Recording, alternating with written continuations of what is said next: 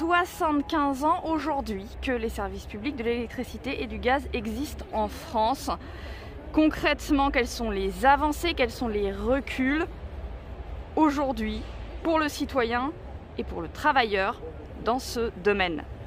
Alors effectivement 75 ans aujourd'hui, donc la loi de nationalisation du 8 avril 1946 a redonné en fait à la propriété de la nation et donc de la population l'électricité et le gaz qui étaient jusque-là plein de régies, plein de petites entreprises privées.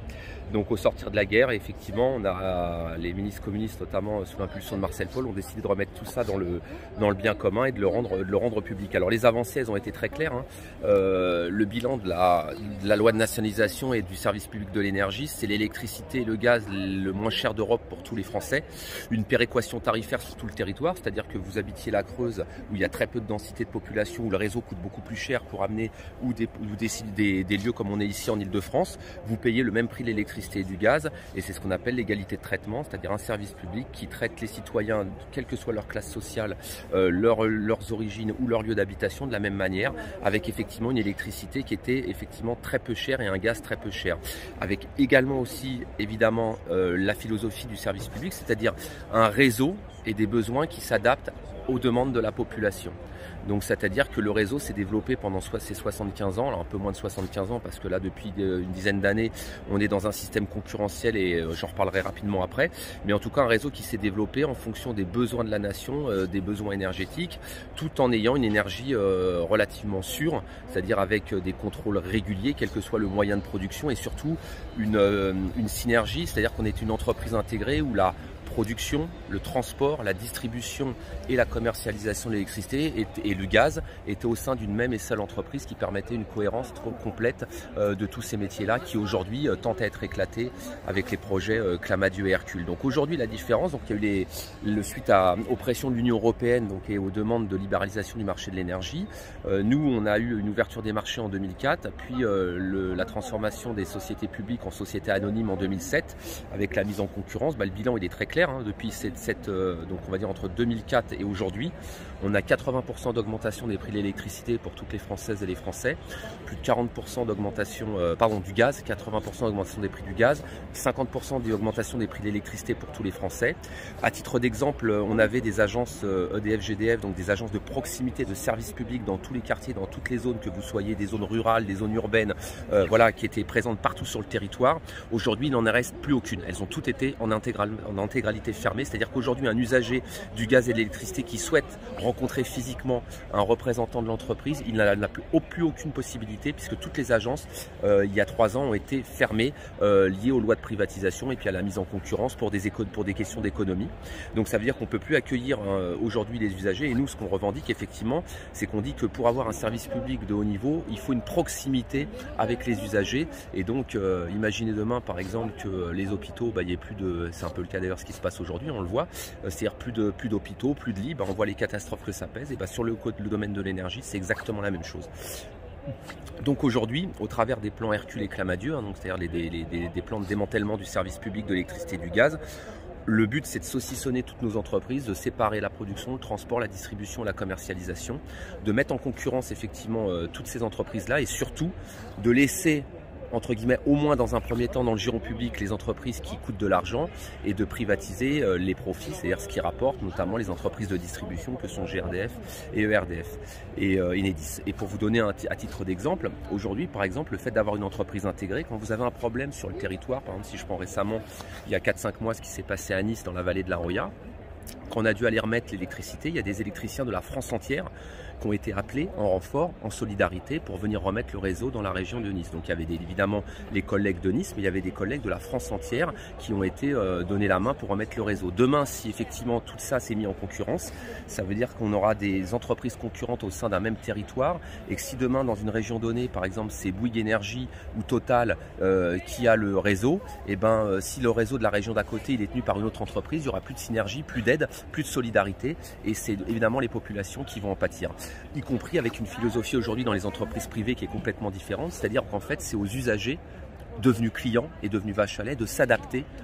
aux objectifs privés des entreprises. Alors à titre d'exemple, vous voyez ce que je te disais tout à l'heure, la fermeture de toutes les agences. Aujourd'hui, on a sur les 10 dernières années 66 milliards d'euros des caisses des ex-EDF, GDF qui ont été détournés par les actionnaires privés. Pour un, c'est l'actionnariat privé, c'est 66 milliards. Avant, quand on est entreprise publique, ils allaient dans l'entretien du réseau, dans le développement, dans les embauches, dans la formation des agents. Donc tout ça aujourd'hui, c'est de l'argent détourné, de l'argent qui devrait aller dans le service public et qui est détourné par des actionnaires privés au détriment évidemment de l'intérêt général de la nation et du peuple. Et d'autres exemples tout à fait concrets, quand moi je suis rentré dans l'entreprise il y a 21 ans qu'on est entreprise publique,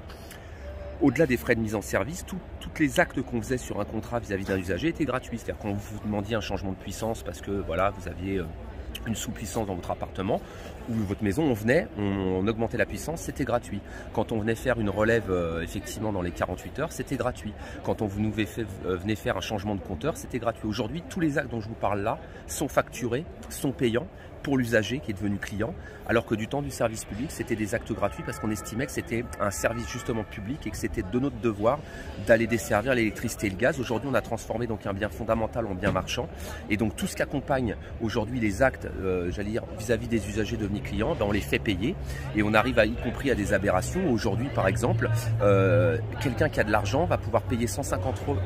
€ une remise en électricité dans un délai très court de 24 heures ou de 48 heures, alors que la personne qui sera plus pauvre, elle devra attendre une semaine parce qu'elle n'aura pas l'argent pour effectivement se remettre l'électricité. Donc on voit aujourd'hui déjà les effets néfastes d'une mise en place d'une énergie de classe, c'est-à-dire plus vous êtes riche, vous avez les moyens, vous pourrez vous payer les services associés, plus vous êtes pauvre et vous passerez derrière. Et donc ça, nous on le refuse, on se dit, nous agents service public,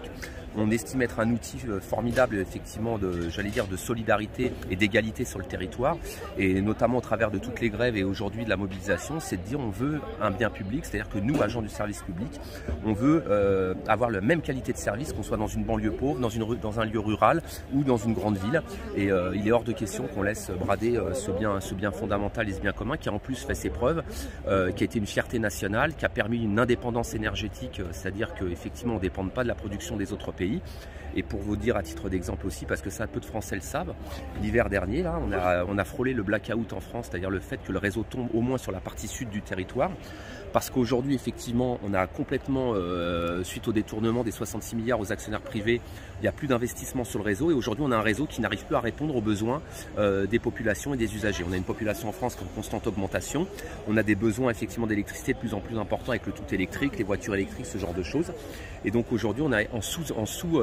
en sous-effectif et surtout, on est sous-dimensionné par rapport aux besoins de la population. Et cet hiver, on a été obligé d'acheter très cher des kilowattheures aux pays frontaliers pour alimenter le réseau français, pour éviter qu'il ne tombe, alors qu'on était dans une journée qui n'était pas particulièrement froide, mais simplement parce qu'il y a une demande accrue suite à des températures basses. Et donc aujourd'hui, nous, on met en garde, et c'est aussi une alerte qu'on fait. C'est pas seulement un combat corporatiste pour les électriciens gaziers, c'est un combat d'intérêt général. Et on dit, nous, aujourd'hui, que le réseau, effectivement, est en danger, que la continuité d'acheminement d'électricité et de gaz est en danger, et que on ne vend pas des bonbons et des cacahuètes, et il faut qu'on ait une sûreté maximale, un statut de haut niveau, des agents de haut niveau qui fassent et qui rendent un service à la population de haut niveau. Et avec une énergie tout à fait accessible, peu chère. Et par exemple, nous, on milite effectivement à la CGT pour l'interdiction notamment des coupures non-paiement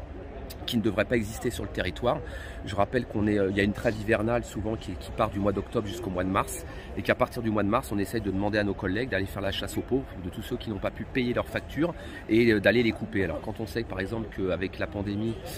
et la gestion catastrophique du gouvernement de la crise Covid, beaucoup de Françaises et de Français n'ont pas travaillé ou ont perdu leur emploi, donc il y a énormément de précarité dans les familles, et nous on voit aujourd'hui qu'il y a de plus en plus de gens qui sont en difficulté pour payer leurs factures de gaz et d'électricité, qui ont encore pris des augmentations en début d'année malgré la crise. Donc on dit qu'effectivement on ne doit pas marchander l'électricité, ça ne doit pas être des propriétaires privés qui spéculent sur l'énergie, essaient de se faire du fric sur l'énergie. C'est un bien fondamental, donc ça doit passer par propriété totale à la nation, avec un pouvoir de décision exclusif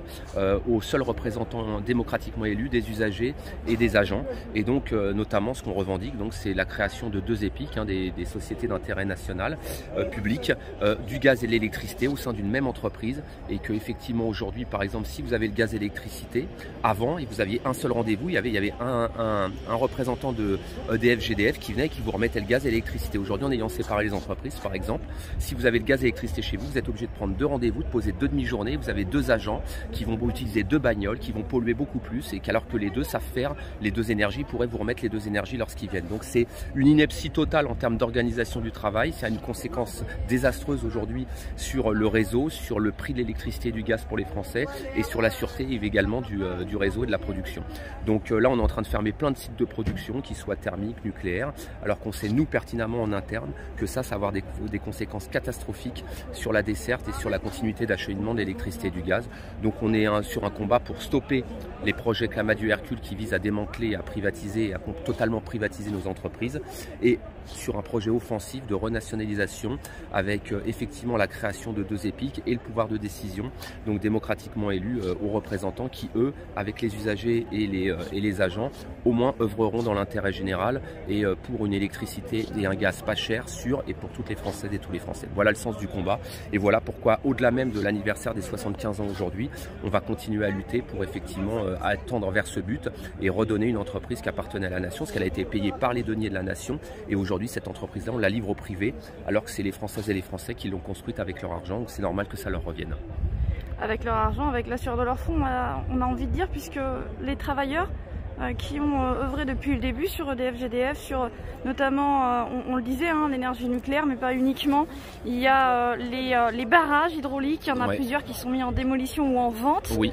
C'est une réalité concrète. Est-ce que c'est pas de la perte d'énergie justement? Complètement. C'est de la perte d'énergie, c'est de la perte y compris d'indépendance énergétique et de souveraineté du peuple français. Je m'explique, aujourd'hui le rôle du barrage c'est quoi? En cas de pointe, en cas de grosse consommation, par exemple si vous avez un jour où il fait très froid, le barrage va produire de l'électricité, du kilowattheure qui va être réinjecté sur le réseau pour pouvoir maintenir justement l'acheminement du réseau. Donc ça s'intègre, le barrage va s'intégrer dans un schéma national de remise du kilowattheure sur l'intégralité du réseau. Avec la vente à la découpe des barrages, notamment dans EDF Azur, puisque ils vont être mis dans EDF Azur, ça veut dire que les barrages vont être vendus à la découpe à des concessionnaires privés, et que ces concessionnaires privés, donc quand ils vont être propriétaires du barrage, ce qu'ils vont faire, c'est qu'ils vont faire payer le kilowattheure qu'ils produisent. Et je vais vous donner un exemple. Si demain on est sur une pointe de consommation un jour froid et que le barrage est au privé, qu'est-ce qui va se passer? Quand le RTE va demander, le réseau de transport électrique va dire il nous manque du kilowattheure, tiens on va demander au barrage par exemple à tel endroit de nous donner du kilowattheure, le propriétaire privé du barrage dira ok, tu veux du kilowattheure, combien tu payes? Et si tu en as besoin le jour même, on va en plus augmenter les prix parce qu'on saura que la population est en grande demande. Et donc si on n'est pas capable de payer, le barrage ne donnera pas du kilowattheure, et ça veut dire qu'on risque d'avoir des délestages massifs. Et si on l'achètera très cher, et donc il y aura une répercussion sur les factures d'électricité où on fera payer ce surcoût aux usagers devenus clients, alors qu'aujourd'hui les barrages s'intègrent dans une entreprise publique, appartiennent à la même entreprise, et que effectivement quand on a besoin de kilowattheure, les collègues, puisque ce sont nos collègues, ils produisent au travers de l'hydraulique, du barrage hydraulique, du kilowattheure qui rentre sur le réseau et qui permet, et qui est gratuit, quand je dis qui est gratuit, qui n'est pas facturé, et donc qui est réinjecté sur le réseau de toute façon en termes de service public. Donc vous voyez, ça c'est par exemple une conséquence, la privatisation des barrages, c'est ça, et ça va même aller plus loin, c'est que si vous avez des groupes privés étrangers qui détiennent les barrages, il peut même y avoir, j'allais dire, même des fois, on va dire, dans le cadre de relations géopolitiques ou géostratégiques, si par exemple vous avez un Américain qui détient un barrage, il peut très bien dire demain, pour faire pression sur la France, sur tel ou tel négo, je vais lui éviter de lui envoyer du kilowattheure, comme ça va mettre la pression, et c'est moi qui suis maître d'œuvre sur un barrage qui est en France et qui est censé alimenter pour la population française, et ça sera des décideurs étrangers qui auront le droit de regard sur ces kilowattheures là. Donc c'est d'un point de vue politique, écologique, économique, c'est une catastrophe, et ça il y a très peu de gens qui l'expliquent, et c'est aussi par exemple une conséquence directe des projets Hercule, si jamais ils passaient, que les Français devront subir demain. Voilà.